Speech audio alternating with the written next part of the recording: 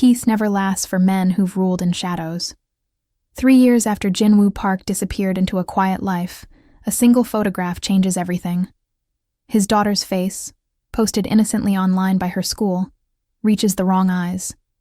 And when a black car appears outside their home at midnight, Jinwoo realizes the truth. You can leave the Empire, but the Empire never leaves you.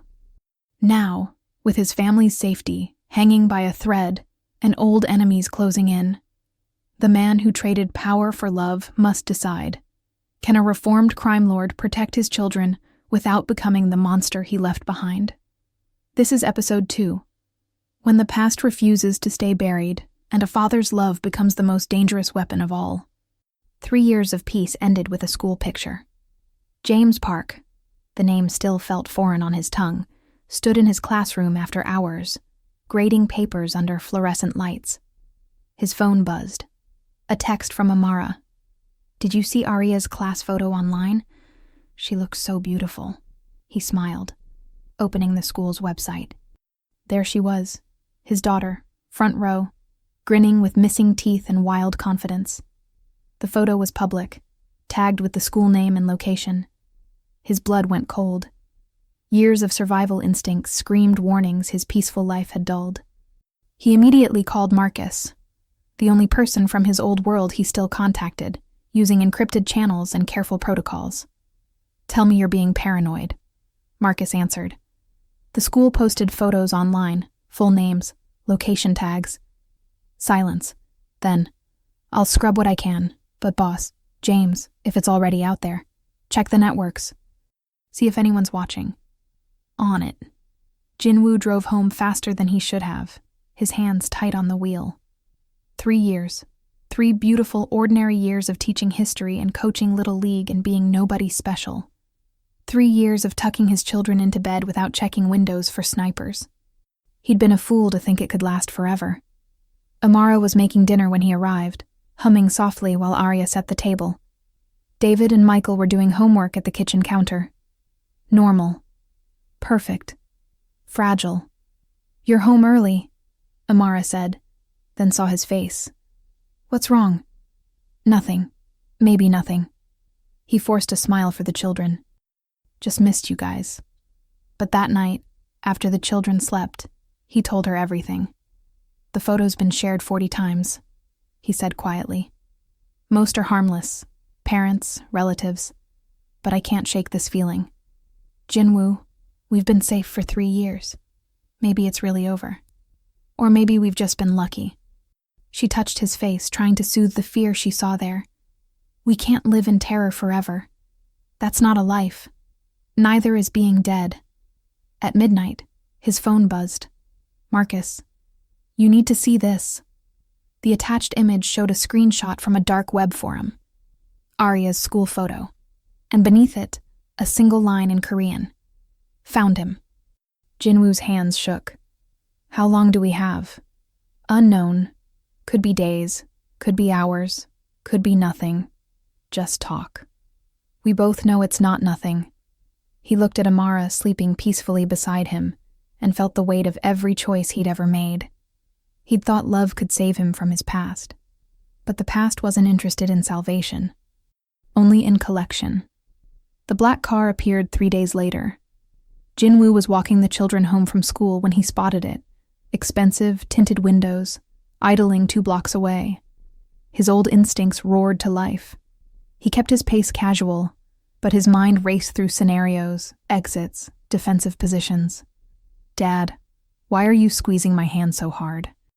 David asked. He loosened his grip immediately. "Sorry, buddy. Just thinking." The car followed them at a distance, not hiding, wanting to be seen, a message. They made it home safely, but Jinwoo knew safety was an illusion now. That night, after Amara put the children to bed, he made the call he'd hoped he'd never make. "I need a favor," he told Marcus. "The kind we used to specialize in." "What kind?" "The kind where people disappear before they can hurt what's mine." Marcus exhaled slowly. "Boss, James, you know what you're asking? You've been clean for 3 years. You go back to that world, even for a second, and it won't let you go again." Then I'll be careful. There's no careful with this. You either are or you aren't. You can't be half a crime lord. Jin-woo watched through the window as Amara read bedtime stories to their children. Arya's laughter drifted through the walls. David's serious questions. Michael's quiet observations. I can be a father protecting his family. That's all I need to be. And if protecting them means becoming what you were, then I become it, temporarily. Nothing's temporary in our world. You know that. But Jin-woo had already decided. The car returned the next morning, and the morning after that. Always watching, always waiting. On the fourth day, Jin-woo didn't drop the children at school. Instead, he called in sick, kept them home, and told Amara the truth she'd been dreading. We need to run again. Her face crumpled. No. Jin-woo, we built a life here. The children have friends, school, stability. They'll have a grave if we stay. You don't know that.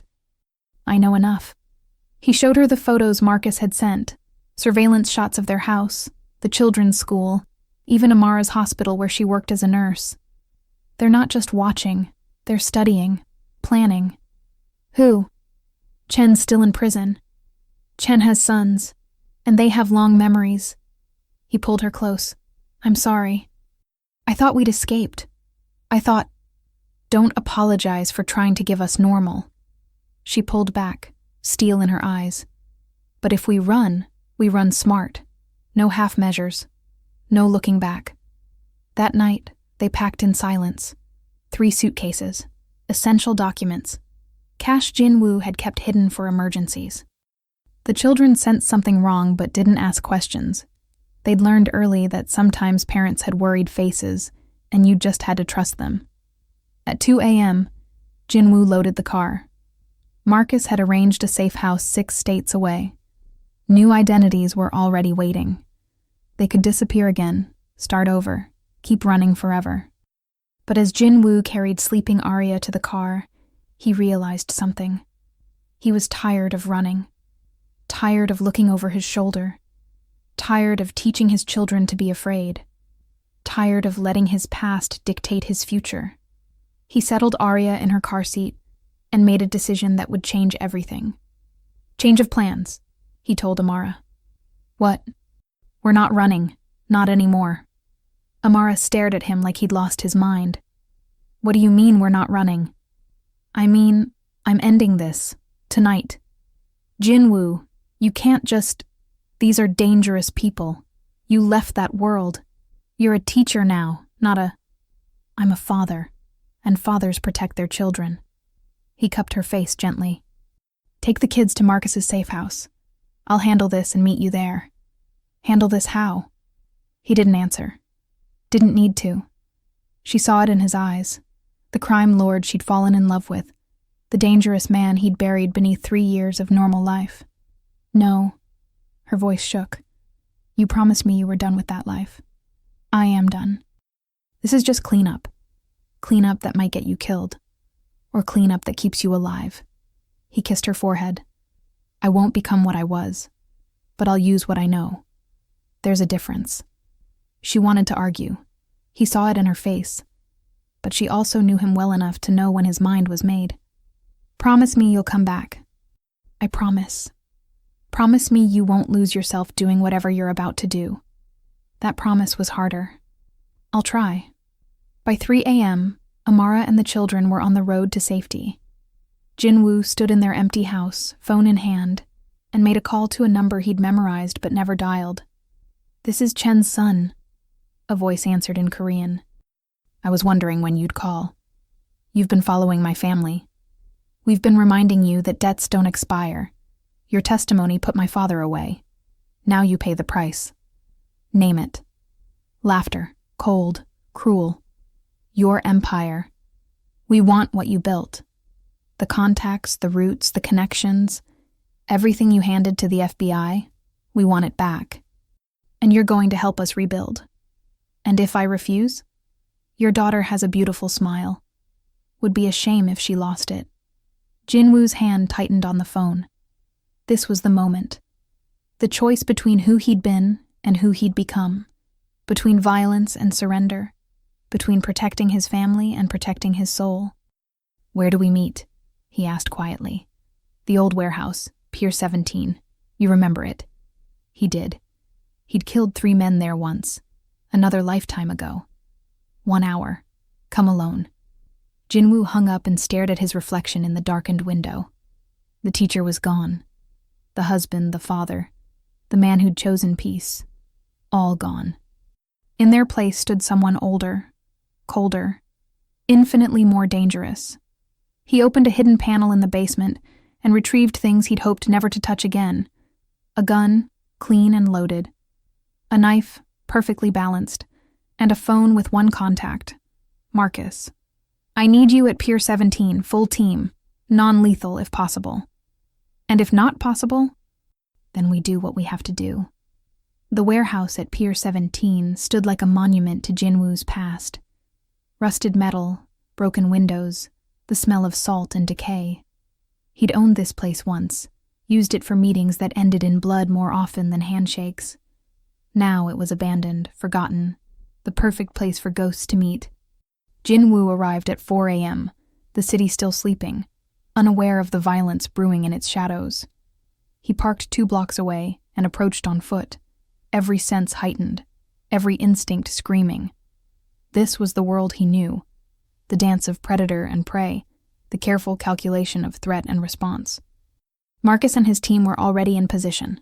5 men Jinwoo trusted with his life, hidden in the darkness, watching.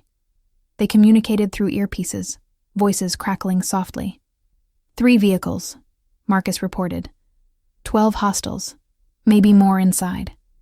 "Boss, this is a setup. They're not here to negotiate." "I know.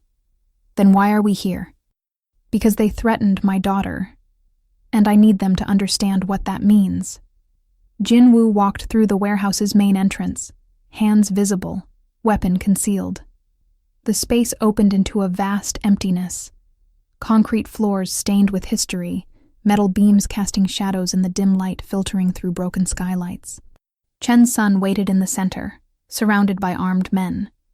He was younger than Jinwoo expected, maybe 28, handsome, wearing his father's arrogance like an inherited suit. This was Minjun Chen, the eldest son, the one who'd sworn vengeance when his father was arrested. "Jinwoo Park," Minjun said, his English perfect but accented. "Or should I call you James? The high school teacher?" He laughed, and his men joined in. "My father told me stories about you. The Korean ghost, they called you. The man who could end wars with a whisper. And now look at you, hiding in suburbia, grading papers, pretending to be normal." Jinwoo stopped 10 feet away, hands still visible. "I didn't come here to reminisce. No, you came because I found your weakness. Your wife, your children." Minjun pulled out his phone, showing photos. Arya at school, David at baseball practice, Michael at the library, Amara shopping for groceries. Beautiful family. Would be tragic if something happened to them. It would be. Jinwoo's voice was calm, almost gentle. "Which is why I'm here to make sure nothing does. And how will you do that? You're outnumbered, outgunned. You gave up your empire, your power, your protection. You're nobody now." "That's what I thought too." Jinwoo smiled, but it didn't reach his eyes. Turns out I was wrong. Something in his tone made Minjun hesitate. "What are you talking about?" "I'm talking about the difference between power and strength. You think power comes from guns and men and territory. That's what your father thought too. That's why he's in prison. My father is in prison because you betrayed him. Your father is in prison because he mistook fear for respect, because he thought an empire built on violence could last forever." Jinwoo took a step forward. "I made the same mistake, but I learned something in the last 3 years. Real power, the kind that actually matters, comes from having something worth protecting. And right now, you're threatening the only thing I care about." Minjun gestured, and his men raised their weapons. 12 guns pointed at Jinwoo's chest. Big words for a man about to die. "See, that's where you made your mistake." Jinwoo's voice dropped to the dangerous whisper his enemies used to fear. You assumed I came here alone. The lights went out. In the darkness, chaos erupted. Marcus and his team moved like shadows, trained, efficient, brutal when necessary. Non-lethal takedowns, just as Jinwoo had ordered. Rubber bullets and stun weapons. The goal wasn't murder, it was message. Jinwoo moved through the confusion with muscle memory older than his peaceful life. He reached Minjun before the young man could react, disarming him with practiced ease, pressing him against a concrete pillar. Listen carefully, Jinwoo said, his forearm across Minjun's throat. I left my old life because I wanted to be better. But don't mistake restraint for weakness. I know things. Things that could destroy your entire organization. Routes, contacts, dirty cops, politicians on your payroll. I documented everything before I disappeared. And if anything happens to my family, anything at all of it goes to the FBI, Interpol, every law enforcement agency that wants you dead. Minjun struggled, but Jinwoo pressed harder. You're bluffing. Am I? Your shipment coming through Vancouver next week? The one hidden in furniture containers? I know about it. Your deal with the Russians in Brighton Beach? I know about that too. Your father's money laundered through that art gallery in Soho? I can prove it.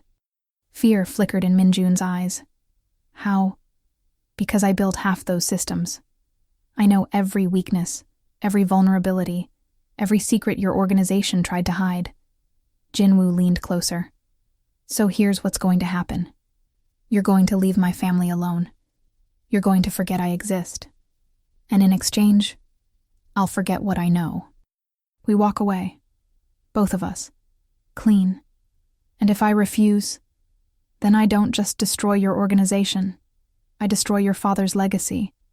I make sure the Chen name becomes synonymous with failure. Every family you've ever wronged, every enemy your father made, I'll give them everything they need to tear you apart. And then, when you have nothing left, when you're broken and desperate, I'll visit you one last time. And I'll make sure you understand what happens when you threaten my children. The lights came back on. Minjun's men were on the ground, disarmed, zip-tied. Marcus stood with his team, weapons ready but not aimed, controlled, professional. Jinwoo released Minjun and stepped back. This is mercy. This is me choosing not to be what I was. But mercy has limits. Test them, and you'll find out what I'm still capable of. Minjun rubbed his throat, pride and rage warring across his face. He was young enough to want revenge, but smart enough to recognize a losing position. Your father made choices. He's paying for them.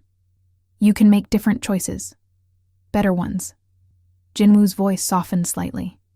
I'm not your enemy, Minjun. I'm just a man trying to protect his family. Walk away. Build something that doesn't require blood. Trust me when I say the other path only leads to prison or death. For a long moment, Minjun said nothing. Then, how do I know you won't go to the FBI anyway? Because unlike your father, I keep my word. You leave us alone. I leave you alone. Simple as that. Minjun looked at his defeated men, at Marcus's team, at Jinwoo standing calm and untouchable in the middle of it all. The young man was calculating, processing, trying to find an angle. I need proof, Minjun said finally. Proof that you have what you say you have. Jinwoo pulled out his phone and showed him a single document. Shipping manifests, dates, locations, names. Enough to confirm he wasn't bluffing. Not enough to be useful without the rest. Satisfied? Minjun's jaw clenched. If I agree, if I walk away, what's to stop you from using this information anyway? The same thing that stopped me for 3 years. I don't want to be in this world anymore. I just want to be left alone. Jinwoo met his eyes. But I will burn everything to the ground before I let anyone hurt my family. Believe that if you believe nothing else. The standoff stretched, taut as wire. Then Minjun nodded once, sharp, bitter, but final. Fine. We walk away. But if you ever, I won't, as long as you don't. Minjun gestured to his men. Let them up. Marcus hesitated, looking to Jinwoo for confirmation. Jinwoo nodded. They released Chen's men, who gathered their weapons slowly, watching for treachery that didn't come. As they filed out, Minjun paused at the door. You really gave it all up? The power, the money, everything? Everything. For what? A normal life? Teaching kids history? For a real life, there's a difference. Minjun shook his head, unable to comprehend. My father always said you were the smartest of us. I thought he was wrong. Maybe he wasn't. Then he was gone, and Jinwoo stood in the empty warehouse, adrenaline finally fading, hands starting to shake. Marcus approached carefully. You okay, boss? Don't call me that anymore. Old habits. Marcus smiled slightly. That was either the bravest or stupidest thing I've ever seen you do. Probably both. Jinwoo holstered his weapon, still unfired, thank God. Did we get clean footage? Everything. Audio, video, the whole confrontation. Insurance, just like you wanted. Good. If he goes back on his word, we have proof we showed restraint. And if he doesn't go back on his word, then maybe, just maybe, we finally get to be free. They left the warehouse as dawn broke over the city, painting the sky in shades of hope and possibility. Jinwoo drove straight to the safe house, his heart pounding with need to see his family, to hold them, to confirm they were safe. Amara met him at the door, searching his face for answers. Is it over? I think so. Maybe. I hope so. She pulled him inside, and the children rushed over, 3 small bodies crashing into him with the force of love. He held them tight, breathing in their innocence, their trust, their absolute belief that their father could keep them safe. And for the first time in days, he believed it too. The weeks after the confrontation passed in careful silence. Jinwoo waited for retaliation that didn't come, watched for black cars that never appeared, monitored the networks through Marcus for any sign that Minjun had changed his mind. But there was nothing. Just blessed, terrifying silence. Maybe he actually listened, Marcus said during one of their encrypted calls. The Chen organization's been quiet. No moves against you, no chatter about revenge. They're focusing on their own operations. Or they're planning something we can't see. Boss, James, you can't live your whole life waiting for the other shoe to drop. Watch me. But Amara wouldn't let him retreat into paranoia. She saw the way he checked windows constantly, the way he tensed at unexpected sounds, the way he barely slept. One night, a month after the warehouse, she found him on the porch at 3 a.m. watching the empty street. Come to bed, she said softly. Soon. Jinwoo. She sat beside him, taking his hand. We're safe. You made us safe. But if you can't believe that, if you can't let go of the fear, then they've already won. I just keep thinking, what if I missed something? What if there's an angle I didn't see? Then we'll handle it, together, like we've handled everything else. She turned his face toward hers. But you can't protect us by never sleeping. You can't keep us safe by making yourself sick with worry. The children need their father present, not just physically here, but actually with them. She was right. He knew she was right. But 3 years of peace had been shattered so easily.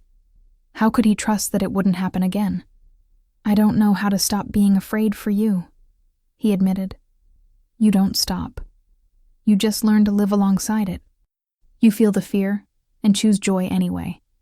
She smiled. That's what you taught me when you walked away from your empire.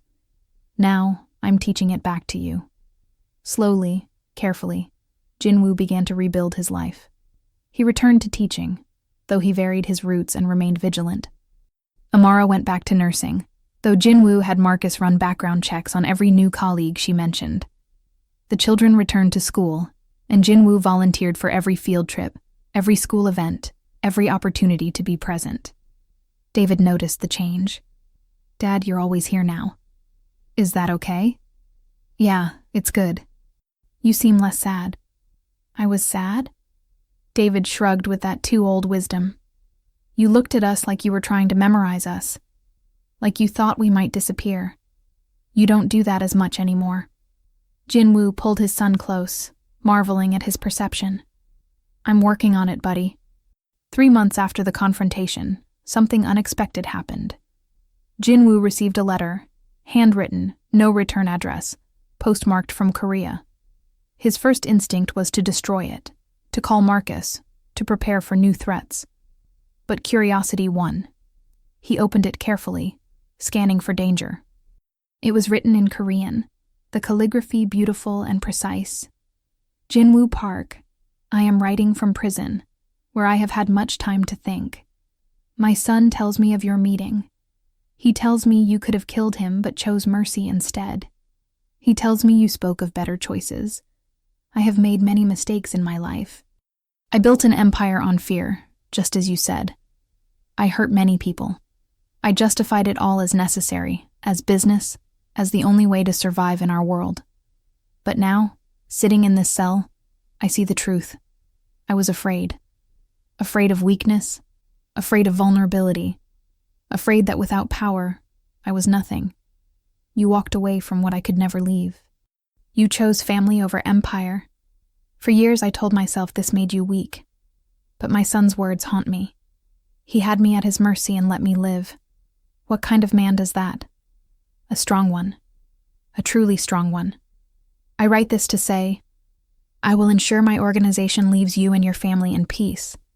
Not because I fear you, though I should, but because you showed my son something I never could, that there is another way to live, that power without purpose is just noise. I cannot undo my past, but perhaps I can give you the future you chose. Consider this my apology, inadequate as it is. Live well, Jinwoo Park. Teach your children to be better than we were. Richard Chen. Jinwoo read the letter 3 times, searching for manipulation, for hidden threats, for the trap. But all he found was the rambling reflection of an old man facing consequences. He showed Amara that night, and she cried reading it. Do you think he means it? I think prison changes people, sometimes for the better. And Minjun? According to Marcus, he's been restructuring the organization, moving away from violent operations, focusing on legitimate businesses. Maybe our conversation actually stuck. Or maybe, Amara said softly, you gave them what no one else ever did. A choice. A real one. That possibility sat with Jinwoo for days.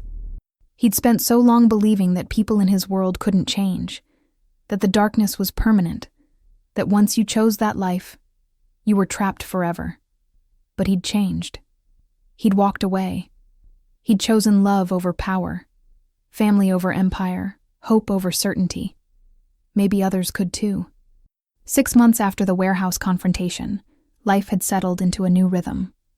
Jinwoo still had nightmares sometimes, dreams of losing his family, of his past devouring his present. But they came less frequently now. And when he woke, gasping, Amara was there, solid and real, reminding him that love had won. The children were thriving. David had joined the robotics club and talked endlessly about engineering. Michael had discovered a talent for painting, his quiet nature translating into stunning artwork. And Arya, fierce, brilliant Arya, had decided she wanted to be a lawyer when she grew up, to help people who can't help themselves. Jinwoo had smiled when she announced this.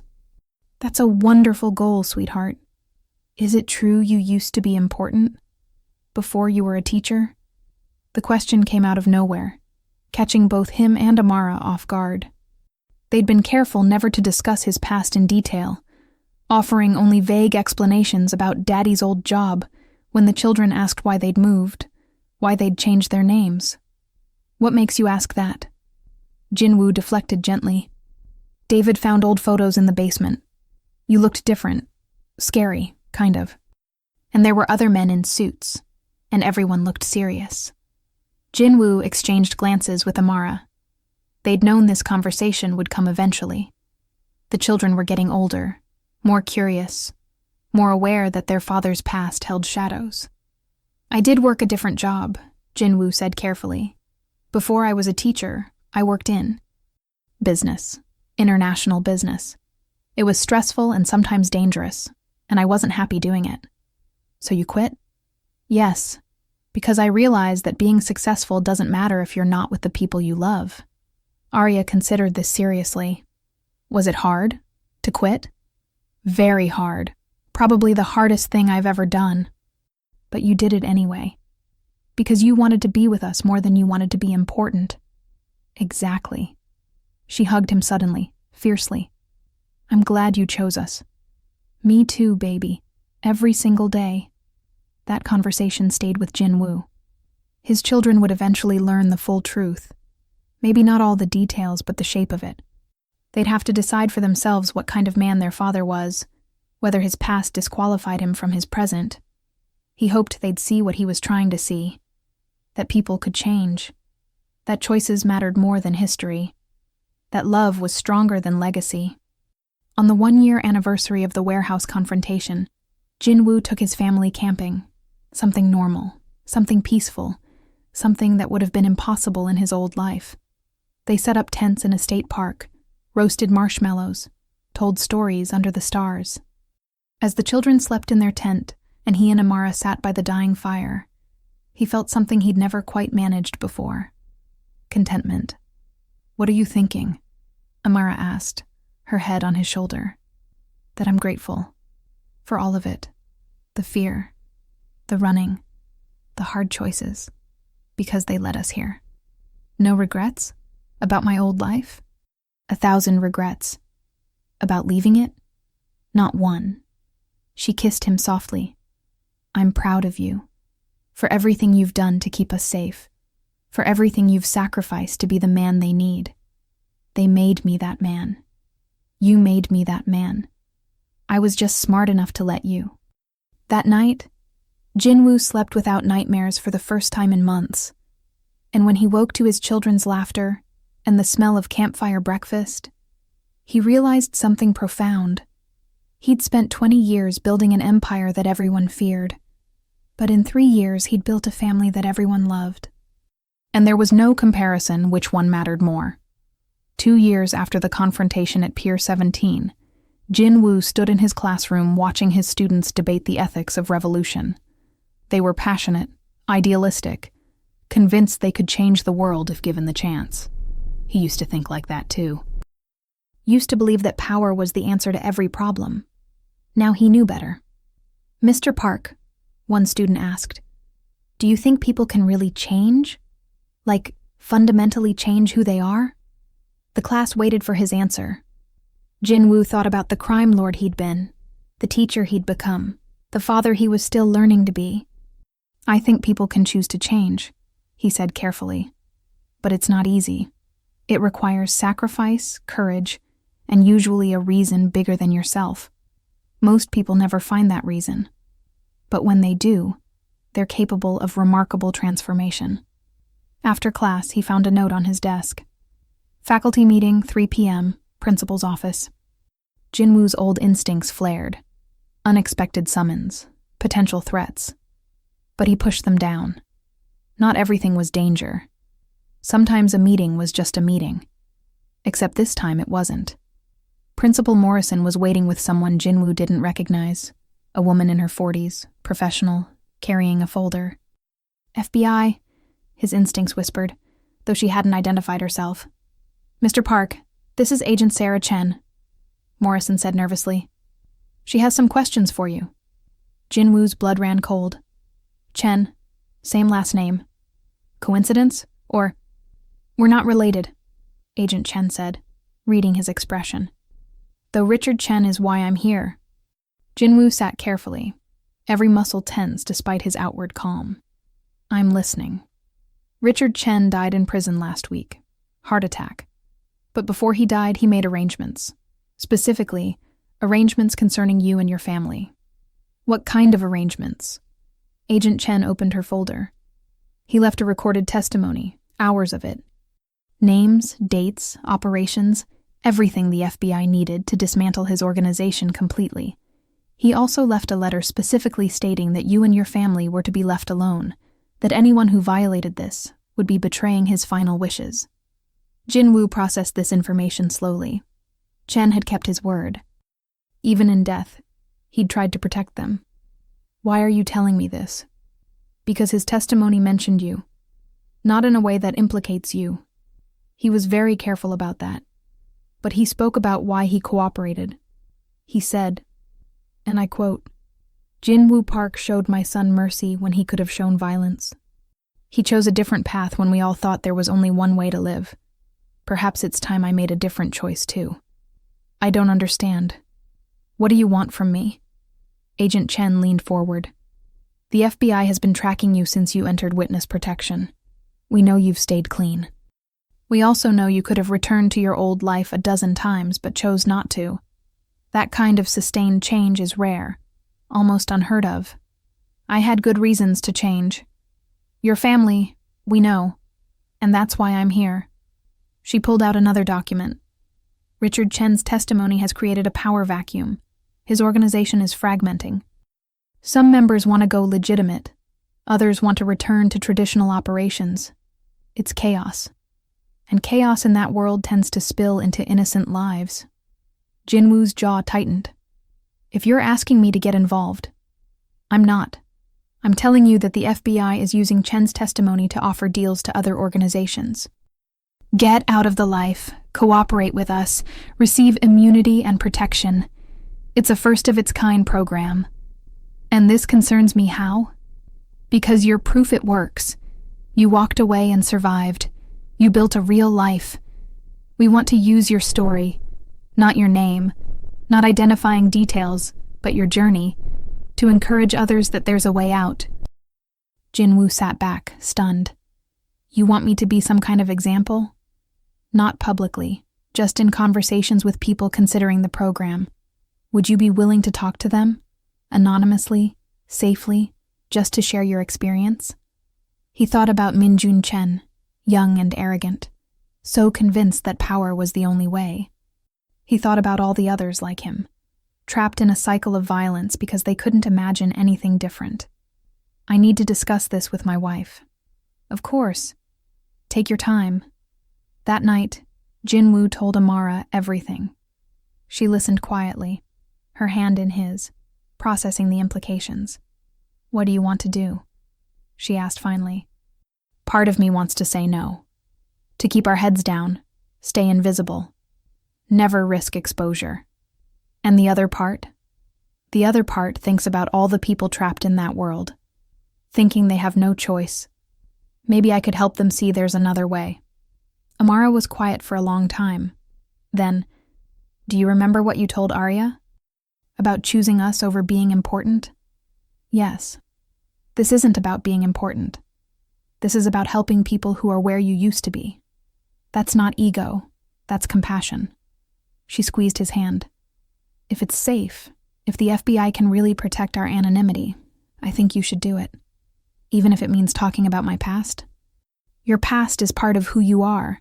Not all of who you are, but part. Maybe it's time to use that past to help create different futures." Jin-woo met with Agent Chen again the following week. They established strict protocols. Anonymous meetings, no names, no identifying information.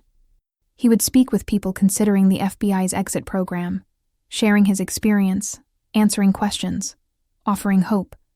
The first meeting was with a man in his 30s, built like a fighter, eyes hard with experience. He reminded Jin-woo of himself at that age, all edges, no softness, convinced that strength meant invulnerability. "They tell me you got out," the man said, skepticism evident. "That you have a normal life now. I don't believe it. I don't need you to believe it. I just need you to know it's possible." "How? How do you just walk away from everything?" Jin-woo told him. About Amara, about discovering he had children, about the moment he realized power meant nothing compared to love, about the fear and the struggle and the constant work of staying out. "But don't you miss it?" the man asked. "The respect, the power, the feeling of being untouchable? I miss the certainty. I miss always knowing my place in the world. But what I have now, a wife who loves me, children who trust me, a life that's actually mine, I wouldn't trade it for anything. Even on bad days? Especially on bad days." Because bad days in a real life are better than good days in a prison built from your own choices. The man left without committing to anything. But Jinwoo saw something shift in his eyes. A possibility. A question. Maybe. Over the next year, Jinwoo spoke with 17 people considering the exit program. Some took the deal. Some didn't. But each conversation reminded him of his own journey, of how far he'd come, of why every sacrifice had been worth it. His children grew older, more curious about their father's past. When David turned 11, he asked directly, "Dad, were you a criminal?" Jinwoo and Amara had prepared for this question. They'd agreed on honesty, age-appropriate, but truthful. "Yes," Jinwoo said simply. "Before you were born, I made very bad choices. I hurt people. I broke the law. I built a life on fear and violence." David absorbed this seriously. "And then what?" "And then I learned that your mother was pregnant, that I was going to be a father. And I realized I didn't want my children to grow up in that world. So I left. I helped the police arrest bad people, and in exchange, they gave us new identities and a chance to start over. Was it hard? The hardest thing I've ever done. Do you regret it? Your old life?" Jinwoo pulled his son close. "I regret the harm I caused. I regret the time I wasted. But I don't regret where it led me, because it led me to you, to your brother and sister, to this life. And that makes every hard moment worth it." David hugged him tightly. "I'm glad you chose us." "Me too, son. Every single day." That conversation was harder than facing Chen's organization. But it was also more important. Because his children needed to know the truth, that their father wasn't perfect, that he'd made terrible mistakes, but that he'd chosen to change.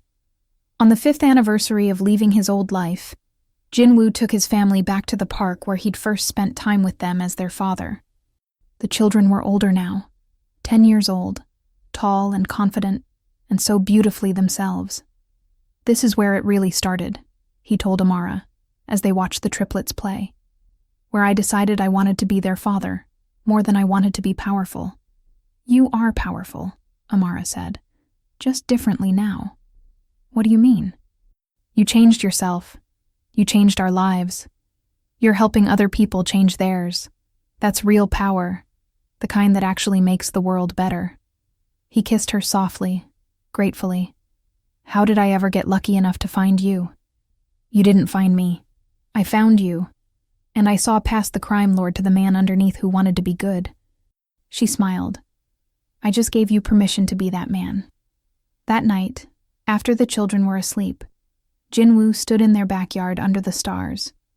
He thought about the empire he'd built and destroyed, about the people he'd hurt and the ones he'd saved, about the journey from darkness into light. His phone buzzed. A text from Agent Chen. "Another candidate wants to talk. Says he heard about you from someone you met last year. He's ready to try. Thank you for this." Jinwoo smiled. This was his empire now. Not built on fear, but on hope. Not ruled through violence, but through example. Not measured in power, but in lives changed for the better. He'd been a crime lord once, feared and respected and completely empty inside. Now he was a father, a husband, a teacher, a man who'd chosen redemption over revenge, love over legacy, family over everything. And somewhere in the distance between who he'd been and who he'd become, he'd discovered the truth his old life had hidden. Real power wasn't about controlling others. It was about controlling yourself, about choosing goodness when darkness would be easier, about building something that mattered more than monuments to ego. He'd built an empire once, and it had meant nothing. Now he'd built a life, and it meant everything. Jinwoo went inside, locked the door, and climbed into bed beside the woman who'd saved him from himself. His children slept safely down the hall. His future stretched ahead, uncertain but filled with possibility. And for the first time in his entire life, Jinwoo Park, teacher, father, reformed criminal, was exactly where he was meant to be. Home. The end.